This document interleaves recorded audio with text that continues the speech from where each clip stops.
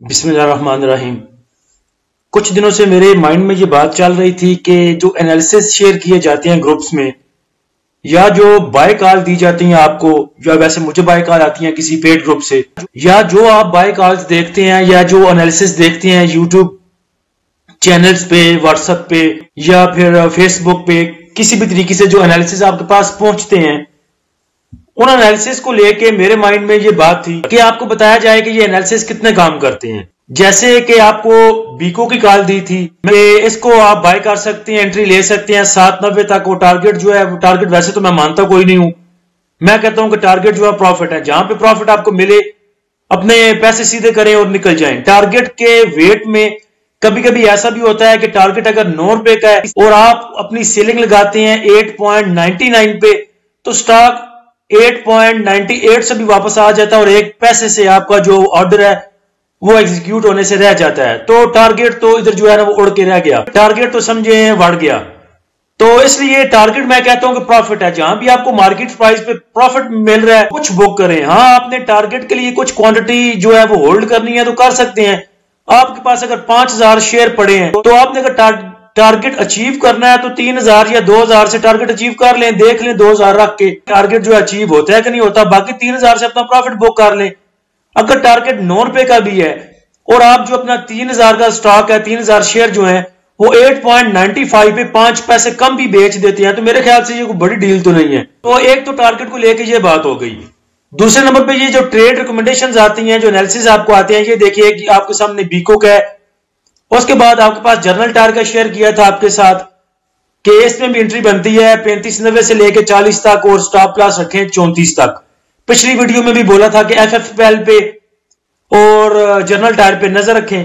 अब सवाल ये पैदा होता है कि ये एनालिसिस जो है ये काम कितना करते हैं, या इन पे कितना कुछ डिपेंड किया जा सकता है, कितना रिलाय किया जा सकता है एनालिसिस पे। तो इसकी मिसाल ऐसे समझ लें कि एक ट्रेन है जो पिशावर से डेली कराची के लिए निकलती है। तो उस ट्रेन के लिए आपको पता है कि उसका रूट जो है वो पिशावर से लेके कराची तक है। डेली बेसिस पे वो निकलती है या दूसरे दिन निकलती है। एक मुकर्रर वक्त पे वो पिशावर से निकलती है, फिर बाद में नौशहर आती है, उसके बाद अटक से गुजरती है, रावलपिंडी से गुजरती है, उसके बाद लाहौर गुजरांवाला को क्रॉस करती हुई आगे खानेवाल, मुल्तान, ऐसे जाती हुई कराची पहुंचती है। वो ये सबको पता है कि उसका एक रूट है, जहां से उसने गुजर के जाना है। एक अंडरस्टूड सी बात है कि अभी वो गुजरांवाला पहुंची है, आगे उसने लाहौर पहुंचना है, लाहौर से बाद उसने खानीवाल पहुंचना है। ये तो अंडरस्टूड सी बात है। तो एनालिसिस भी जो है वो ऐसे किए जाते हैं कि अभी एक स्टॉक यहां पे मूव कर रहा है, नेक्स्ट मूव इसकी ये होगी, उसके बाद ये टारगेट ये अचीव कर सकता है। कैसे कि उसकी जो प्रीवियस मूवमेंट होती है, पुरानी मूवमेंट, जो ग्राफ हमें शो कर रहा होता है कि ऐसी कैंडल्स बनी है, इस जगह पे ये मूव कर रहा है और आगे इसने ऐसे ऐसे मूव करते हुए जाना है। जैसे कि ट्रेन पेशावर से चली, चरसद्दा से होती हुई अटक से गुजरेगी, आगे से फिर रावलपिंडी, गुजरांवाला, लाहौर क्रॉस करेगी और ऐसे जाएगी, सबको पता है। अब ऐसा भी हो सकता है कि ट्रेन जो है पेशावर से निकली ठीक ठाक, लाहौर तक उसने सफर किया बिल्कुल A1, जैसा हम उससे उम्मीद कर रहे थे वैसे ही गई।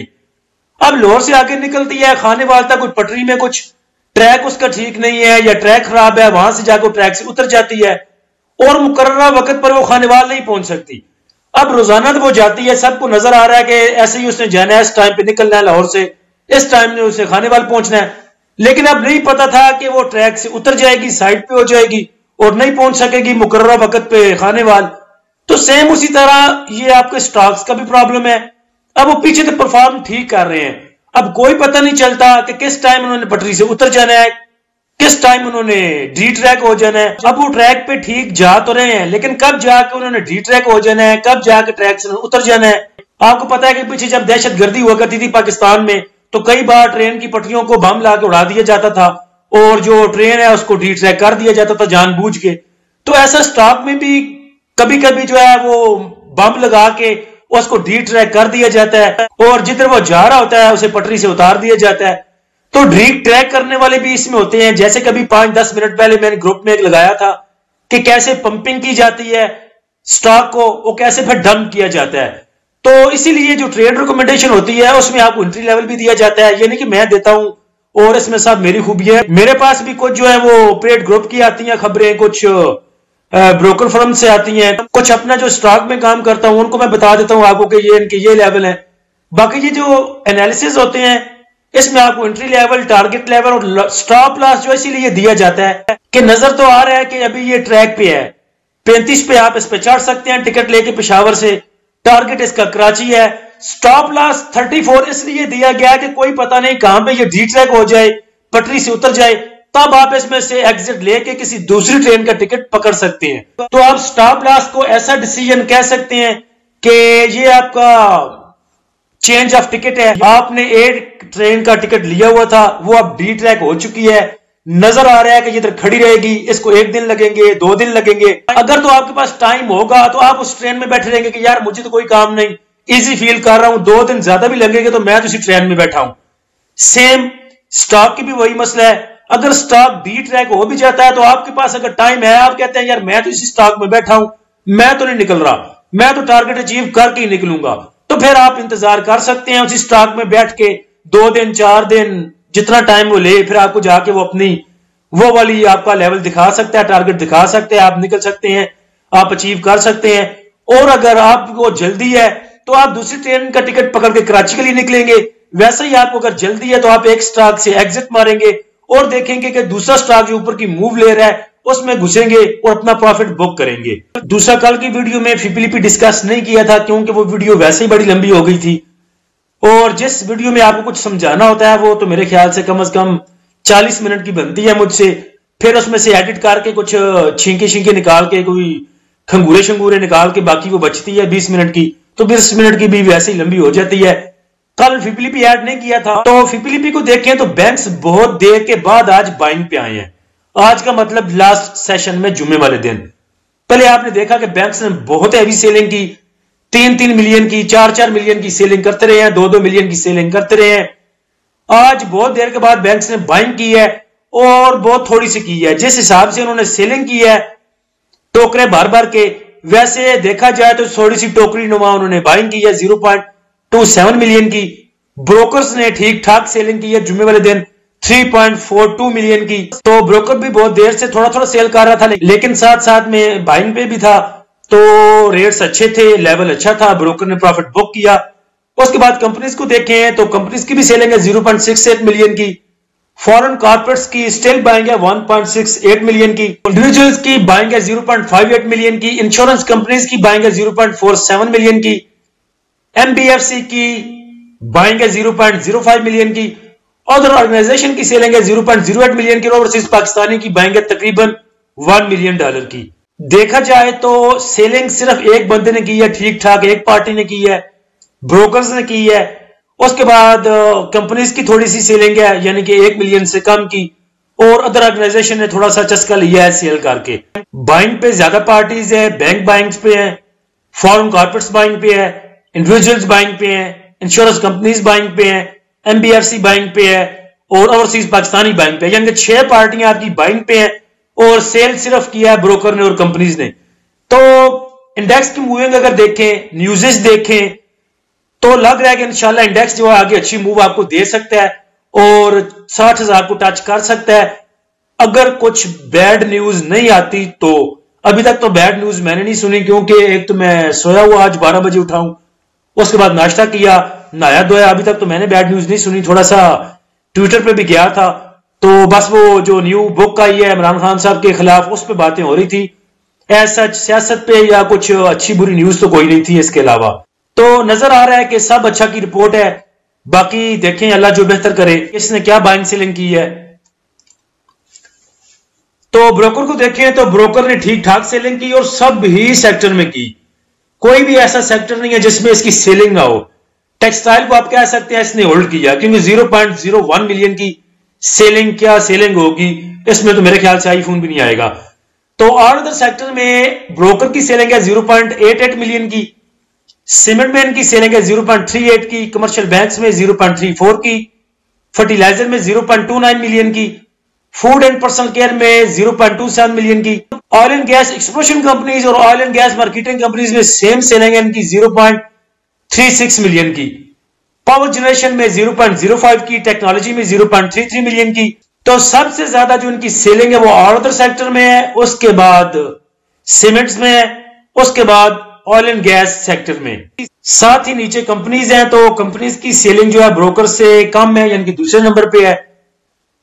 कंपनीज ने ऑल अदर सेक्टर में सेलिंग की है 0.02 मिलियन की। सीमेंट को कंपनीज ने उठाया 0.18 मिलियन का, अब उठाया है या बायबैक किया है वो नहीं पता।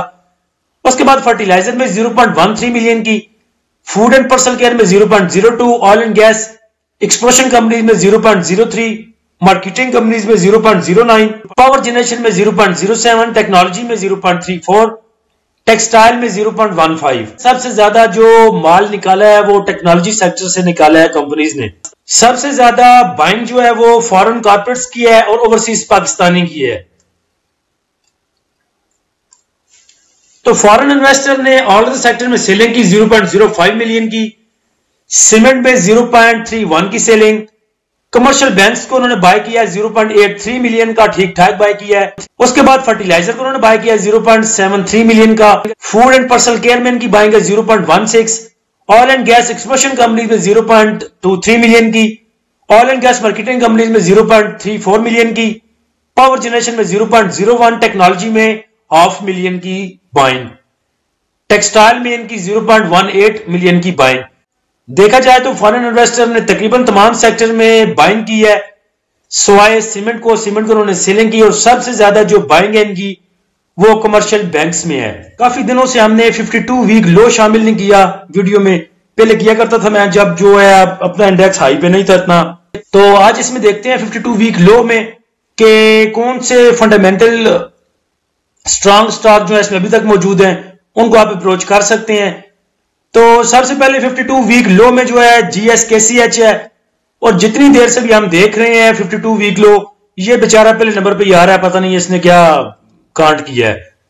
उसके बाद ICI है, बाइको, DCR, ST, JT, FHAM, EFUG, पोल को देखें तो ऐसा इतना लो तो नहीं है, 381 जो है इसका लो है पोल का, वो भी मेरे ख्याल से तब आया था जब इसने डिविडेंड दिया था और एक्स डेट को 381 पे गया था। वैसे ये 440 तक मूव करता रहा है पीछे, अभी इसकी प्राइस जो है वो 427 है।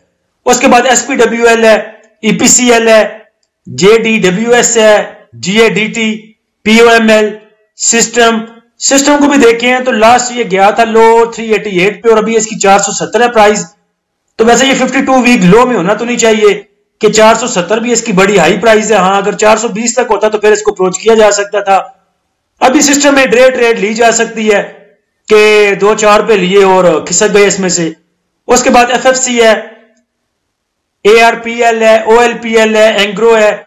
एंग्रो भी देखें तो 294 इसकी इतनी कम प्राइस तो नहीं है, लेकिन फंडामेंटल स्ट्रॉन्ग स्टॉक है, इसमें भी 2-4 पे की मूव ली जा सकती है, लेके निकला जा सकता है इसमें से भी। उसके बाद हास्कोल है, TRG है। TRG का तो मुझे देख के गुस्सा आने लग जाता है, लास्ट बड़ा लॉस किया इसने। इसका लॉस शेल ने पूरा करवा दिया, लेकिन इसकी हड्डियों को पता नहीं क्या है, शुगर का मरीज है, ये हलता नहीं है, कभी भी अपसाइड मूव दे सकता है लेकिन डबो भी सकता है। फिलहाल TRG को मैं तो अवॉइड कर रहा हूं। उसके बाद फातिमा फर्टिलाइजर है, लॉर्ड केमिकल है। लॉर्ड केम जो है वो भी देखें, इसकी 52 वीक लो 21 है और अभी ये मूव कर रहा है 28 पे, तो पता नहीं इन्होंने क्यों डाल दिया इसको 52 वीक लो में। उसके बाद ईफर्ट है, ईफर्ट को भी आपको मैं बोला करता था 77-75 तक पकड़े, अभी इसकी 98 है। उसके बाद APL है, उसके बाद मारी है। हिट में आपको लास्ट में देख लें, कमर्शियल बैंक जो है वो पहले नंबर पे है परफॉर्मेंस पे। उसके बाद नीचे ट्रांसपोर्ट है, उसके बाद आगे फिर लालो लाल है काम। तो नेक्स्ट जो है वो आपको लेवल बता दिए थे, कल वाली वीडियो में बात हो चुकी थी कि इंडेक्स जो है वो उसको ऊपर की सपोर्ट पकड़ने के लिए 59,200 से लेके 59,500 तक मूव करना होगा, और 59,500 अगर सस्टेन करता है तो फिर आपको एक नया लेवल ऊपर का दिखा सकता है। उसके बाद जो आगे स्टॉक्स हैं जिस पे आप नजर रख सकते हैं, उनमें जनरल टायर 41 से लेके 41 से लेके 43 तक दे सकता है मूव। SNGP है 63 से 65 तक मूव इंशाल्लाह दे सकता है। पोल है 428 से 435 तक दे सकता है। PSO 178 से 182 तक अल्लाह करे तो जा सकता है। PPL 92 से 94। उसके बाद आप FFL देख लें, 9 से 10 रुपए की मूव देख सकता है। TGL की पहले भी बाई कॉल आपको दी थी, अभी भी 108 से लेके 112 तक मूव दिखा सकता है। BGL 11 से लेके 12 तक, गोलामेंट टेक्सटाइल जो है 25 से 26 तक, उसके बाद PIA 6.5 से 7 तक, नेशनल रिफाइनरी है 270 से 280 तक मूव दिखा सकती है। TRG भी आपको तकरीबन 86, 88, 90, 89 तक कह लें, 88 कह लें, वो भी दिखा सकता है। साजगार 184 से लेके 190, 188 तक वो भी आपको दिखा सकता है। तो मुहतात होकर इन स्टॉक्स में जो है उनकी मूव ली जा सकती है। वैसे भी बाय कॉल आपको जुम्मे वाले दिन लास्ट टाइम दी थी, अगर आपने उसमें से कुछ बाय किया है तो कल फर्स्ट टाइम उसमें से प्रॉफिट बुक किया जा सकता है। बाकी कल देखते हैं कि इंडेक्स किस तरह की मूव लेता है। दुआ करें कि सब अच्छा हो। अभी तक तो जो चीजें थी मेरे साथ वो तो मैंने इंक्लूड कर दी। अगर कोई चीज बाद में याद आ गई या कुछ अपडेट आई मेरे पास तो वो फिर ग्रुप में लगा दूंगा। अल्लाह हम सबका हामी नासिर हो। इजाजत दीजिए, अल्लाह हाफिज।